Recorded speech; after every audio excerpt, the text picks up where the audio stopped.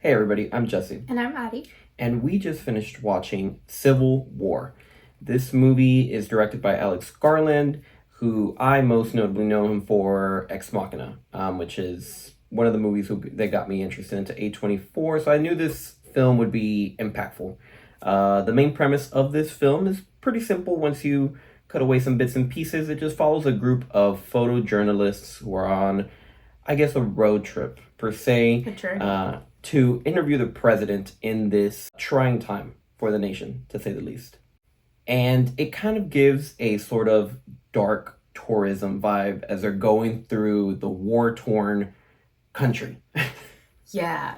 It's very dystopian feeling, but it like hits home extra hard because this is the Civil War like in America, but it's like present time. It's modern, they got phones, there's I don't even think we saw a fast food chain, but like it's modern times. There's So gas stations. yeah, there's gas stations. So it's more akin to what it would be like if a civil war broke out now. Uh, I do think it's interesting the journey that they had to go through and like why specifically it was a journey. I didn't quite understand as it was happening. I had to like Wikipedia this immediately afterwards, but there's basically like four different factions, territories, things at war. So the country's kind of split up in four different sections, and I believe the way they're trying to go is not very friendly towards the press. So that's what makes it a journey. It's not just a fun little road trip. And the dark tourism aspect is because, they encounter different scenarios in which they're literally in danger. Yeah, I think it's a good thing that you bring that up because I didn't realize how important it would be to maybe look at not the social media because there wasn't like a whole social media campaign, but there was a couple of images that were dropped, and one of them was a map of the U.S. that laid out the territories. What's that? I didn't even. So there is so it was on Facebook and Instagram and everything, and they dropped it before the movie came out. Oh, gotcha. Yeah. Okay, I thought it was during the movie. I was like, Yeah. I don't know who is what and where is what. I think it would have been cool if they ran more of a social media campaign, kind of like Cloverfield did, where there was a bunch of like Easter eggs and stuff, and people went to the movie being like, "Oh, the celestial monster." That's a different story. But yeah, so. I think it is important to, if you haven't seen this movie, definitely go check out that map so you kind of have an idea of what's going on, because we don't get a backstory or a very heavy backstory to how we got to where we are. You kind of have to piece it together from the like words they're saying, but it's not up in your face. Yeah, there's not a lot of exposition about that aspect, which leads me to my next point. Which we did discuss a little bit beforehand about how this movie would have been great as a miniseries. And even then, I feel like they still have the potential, if they really wanted to make a miniseries about how we got here. The lore, the backstory, maybe even lead up to some of the characters as well, because even with the screen time that they have not really being about their lives so much, we're simply just following them the entire time. We don't get to learn about a lot about who they really are. You still really grow to love these characters and who they are. I knew, like, coming into this, things were going to happen that were going to make me feel a bit emotional, but I didn't expect to care as much as I did. Yeah. Which was very, very good. There are some characters that you just see them and you already know where it's going. One of my favorites is Jesse Plemons, who is a great supporting actor in everything that he's in, and he is a presence. He's someone to be reckoned with. Presence with silly red glasses. I thought that was dumb. But yeah, I enjoyed his character, to say the least. Yeah, I think the cast was handpicked very well. You have Nick Offerman as the president. I haven't seen the trailer. I think I saw like a blurb about it before one of the movies we watched, but up until probably yesterday evening, I thought this was about like the old Civil War. Oh, interesting. So yeah, I learned a lot in a short span of time. So yeah, I thought Nick Offerman was gonna be more prevalent. I don't think this is a spoiler, but he's not very prevalent. Yeah. Is that a spoiler? No. I don't think it's too prevalent. Like I don't think they make a big deal about it. He's an objective for many groups in a different sense. Yeah. Yeah, and then you got Kristen Dunst, who I hadn't seen much of her. I looked up her filmography recently, and she has not been in a lot of movies in the past couple of years, so it was nice to see her back on the screen. And then I forgot the other two people's names, but The other guy is he plays Pablo Escobar in Narcos. That's what he's famous for. Yeah, he's like kind of the silly, goofy guy. And then you got the new, fresh, young blood girl who is eager to start taking pictures. She claims that she wants to be a war photographer, and then Kristen Dunst's character kind of takes her under her wing. And then you have the old grandpa figure. I also don't know the actor's name. He comes out in Dune. He's the guy who like has a little black line tattoo here, and he like in the first Dune. In the first one, yeah, and he like kind of like helps predict things, or like he's like a war analyst or something in the film. Well, similar vibes here. He has a lot of experience. He is a wise guy. Yeah. That's and I true. Thought, wise guy. Like yeah, I thought having the cast of like a super young person, and then a super like he's not super old, but like a wiser gentleman, and then like two people kind of like in the middle. I thought that was an interesting group to follow along. And then I had personally never considered the POV of a press journalist like in actual wartime. Of course they're in danger, but I just didn't realize how like in the battlefield they are. They are literally like in the middle of bullets and risking their lives for like the click of a picture. Yeah, so I thought it was very well put together. I really enjoyed the characters and the storyline. Totally, yeah. I'm glad to hear that, because I was worried that you maybe wouldn't like it. I I kept hearing like there was a lot of hype about it, and everybody was, at least a lot of the larger networks were saying it was really good, and I was like, the guy who directed Ex Machina, I was like, I've gotta like this, but I was like, it's also kind of just A24 has been a bit of a mixed bag lately. So I was kind of worried coming into it, but I mean, I was super happy with everything about it. But on that topic of like them being in that, like in the moment, like they're in the crossfire, like that's the word I was looking for. Yeah, it's very visceral. They're like you said, they're in there, they're in all the action. They're not far away with huge lenses getting close-up shots in the safety of miles in distance. They're there, and there's scenes that feel like it was giving me like Saving Private Ryan vibes, as they're just like in war and they're shouting at each other to do things, and all the movement, the hand signaling, everything felt very real, very grounded. And it's just like, especially that third act had my heart racing, because it was intense, absolutely intense, as they were storming the Capitol.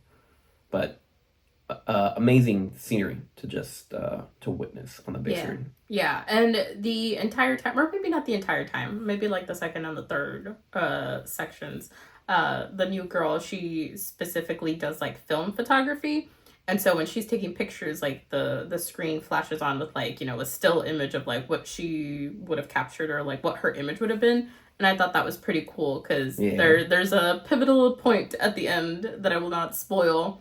But, she takes a quick succession of pictures, and then, you see it like come to life, and it's very, very impactful. And I don't think jarring is the word, but I was just like, wow, they did good. They did good. Yeah.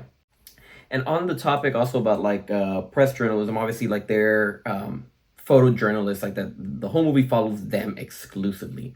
We don't see through the POV of anybody else. And I think that was a very interesting choice, because we could have gone through this whole movie following Jesse Plemons' character, or another character that's on the West faction, or that's in the OG US government.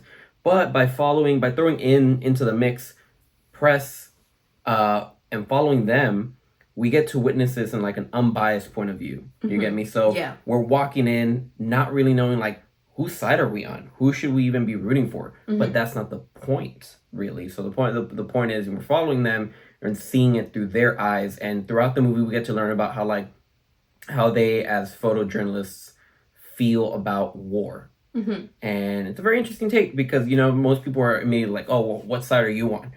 And to them, it doesn't matter. They're there to document, show document and the atrocities of war and what's going on. There's a line that was, I don't even want to say it because I feel it's not a spoiler, but it's impactful.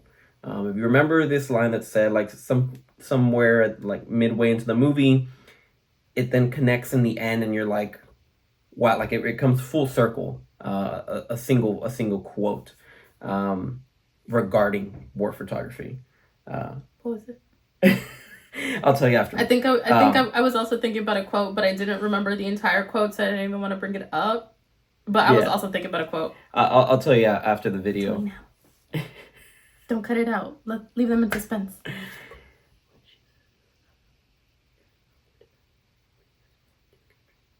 Oh, that wasn't the one I was thinking about. Okay. Well, that comes full circle. Yeah. You get me towards the end? Okay. But yeah, I thought that was a very interesting way to put it. Because if you, it could have been a great, just plain old action film. Mm-hmm. You know, have it very just regular old war movie style, Roland Emmerich disaster film kind of thing. But it's not. It's more emotional, more grounded, more visceral in a sense, because we're following them and seeing it through their eyes and seeing many other things. But yeah, on a much more simpler note, I just enjoyed seeing the war-torn America. I've always wondered what it would be like. It's super dark, but have war come here. We always take war everywhere else, and I feel like everybody who lives in the States would be very shocked with war on our turf. Yeah, I think they conjectured it correctly, at least to what I was picturing, a war-torn America. So they have like, a scene where they're trying to go get gas station, and there's like three, small town countrymen, with their guns out, kind of like, what are you doing here? And they're like, we just want gas. And they're just like, well, are you from this town, or do you have a gas permit? And they're like, no. And they're like, okay, well, kind of like showing their pew-pews. And then, that seems akin to what would happen. And then there was another scene where they stayed at I guess like a type of shelter or something. Yeah, kind of like a FEMA camp, but it wasn't FEMA. Like a FEMA camp. And, they're in a stadium, or what is left of a stadium. And, everything is graffiti tagged, and, there's still kids running around, and there's still, people enjoying life, but, like, it feels very, like, eerie and surreal. So yeah, it seemed very close to what I think would actually happen if America was in an actual civil war. And then there's also the scene where Jesse Plemons' character comes out, and I will not say what his role is, but you can imagine that there are bad people and that there are good people, and what happens when they meet. Yeah, and that is all I will say. Yeah, it's a very nail-biting scene. For that, I felt like I was like clenching my armrests. You're holding the armrest. To that, well, I think. Oh no, I was clenching my. I had my what's Your it called? jacket? My jacket on my lap. On that point, also, it's interesting seeing like as they're traveling, going through like different sections of the states and how they're taking it. Mm-hmm. Some people are taking it like apocalypse. It's guarding my stuff, and others are just like trying to live a normal life with Mm-hmm. people guarding them and such and so on. Mm-hmm. So very interesting seeing all these different pockets of people. And I will say, now that I had seen the map, it's all, I think, in the whatever's left of the actual US where they're traveling. So it's interesting that there's all these different types of scenarios that they encounter when it's technically all like the same side, the same turf. Mm-hmm. Because at least in this map image I saw, it was the Florida and some of the southern states, and then California and Texas were on their own. Yep. And then there was like another pocket up here in a different color, and then there was like a string kind of through the middle that was America, whatever. Yeah, I need to go back and look at that map. I don't remember. So yeah, if they started out in New York and they were traveling to DC. I don't think it's a spoiler. Then like they're not going that far, and then I believe one of the characters wanted to be dropped off in started with a C. Carolina, Charleston. Yeah. And then they said that they couldn't go through like a specific direction, so they had to go around to something with a P. Pittsburgh, maybe. Philly.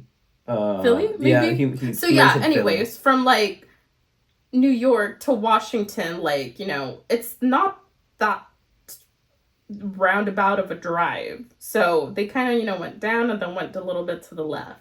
So it's interesting that so many different things were happening on turf that was the same side. They didn't cross into I think it was other just territories. a fact that turf is the people that are taking it in the apocalyptic way. Yeah, yeah. Very guard my stuff. Yeah. So it makes sense if all those people have the same sentiment. But yeah, overall, I really enjoyed the movie. I was at the beginning, I was kind of like teeter-tottering, but as I kept rolling, I really enjoyed the characters. Everything about it really resonated very well and went well together. Yeah, solid 9 out of 10 for me. I don't think there's much else to say besides what I've already put out there. So fantastic film. Definitely go experience it in theaters. Do keep in mind if you're gonna be in a Dolby theater or an IMAX, it feels like you're in the war. They definitely did tune the audio to be Oh yeah, impactful. that scene with the planes, Impactful. that hurt my ears. It was intense. Yeah. But good. Yeah, I agree. I give it a 10 out of 10. I really like this movie. I would watch it again. I did like the characters. I thought it was an interesting point of view, you know, following around the journalists. And, you know, all the stuff they had to go through. And then, you know, like the end scene, I think really brought it home. I don't want to spoil what my favorite parts were, but I thought it was really good. Wow. Had never seen a movie like this, I don't think. No, it's definitely one of a kind. Yeah, and then A24 just knocked it out of the park again. Yeah. And what's interesting is that this, if it's true and he never comes back, Alex Garland, he's done with filmmaking. Like, this is his, like, goodbye film. He might dropped. But, yeah. Fantastic film. If you go check it out in theaters, come back. Let us know what you think in the comments below. Drop a like. And till next time.